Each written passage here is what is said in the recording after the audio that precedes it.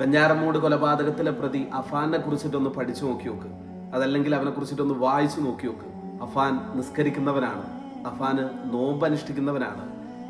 എന്തെങ്കിലും പ്രശ്നങ്ങൾ ഉണ്ടോ എന്ന് ചോദിച്ചാൽ നാട്ടുകാർക്ക് ഒരേ സ്വരത്തിൽ പറയാനുള്ളത് ഇല്ല, അവൻ അത്രയേറെ ക്ലീൻ ആയിട്ടുള്ള ഒരു പയ്യനാണ് എന്നാണ്.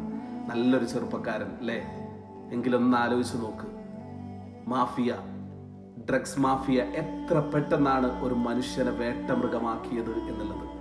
ആ കൊലപാതകത്തിന്റെ ന്യൂസുകളൊക്കെ അങ്ങനെ വായിക്കുമ്പോൾ എന്നെ ഏറ്റവും കൂടുതൽ ഹേർട്ട് ചെയ്തിട്ടുള്ളത്, അല്ലെങ്കിൽ ഏറ്റവും കൂടുതൽ എന്നെ വേദനിപ്പിച്ചിട്ടുള്ള ഒരു സംഭവം എന്ന് പറയുന്നത് ആ കുഞ്ഞനുജന്റെ കൊലപാതകത്തിനെ കുറിച്ചിട്ടാണ് അല്ലേ?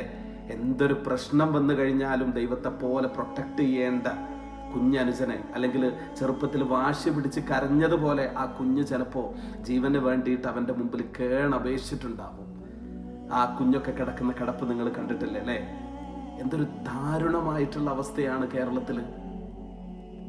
ആ കുഞ്ഞിനെ അടക്കം 6 പേരെ അല്ലേ, അതിൽ 5 പേരും പെടഞ്ഞു മരിച്ചു. അതിൽ ഒരാളോ വയോവൃദ്ധ. പിശാചുകളെ സൃഷ്ടിച്ചു കൊണ്ടിരിക്കുകയാണ് നമ്മുടെ കേരളത്തിൽ യൂത്ത് എന്ന് പറയുന്നത് അല്ലേ? പക്ഷേ നമ്മളോ മൗനവ്രതത്തിലാണ്. കാരണം എന്താ? ഇതൊന്നും എൻ്റെ വീട്ടിലില്ലല്ലോ, അല്ലെങ്കിൽ എൻ്റെ മക്കൾ അങ്ങനെ ചെയ്യില്ല എന്നൊരു വിശ്വാസം അല്ലേ? അതെവിടുന്നാണ് കിട്ടുന്നത് എന്നുള്ളത് അറിയില്ല.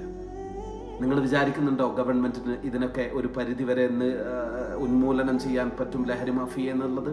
ഒരിക്കലുമില്ല. അല്ലെങ്കിൽ എൻ്റെ മകൻ സേഫാണ് എന്ന് നമുക്ക് വെറുങ്ങനെ തോന്നുന്നതാണ് നമ്മൾ.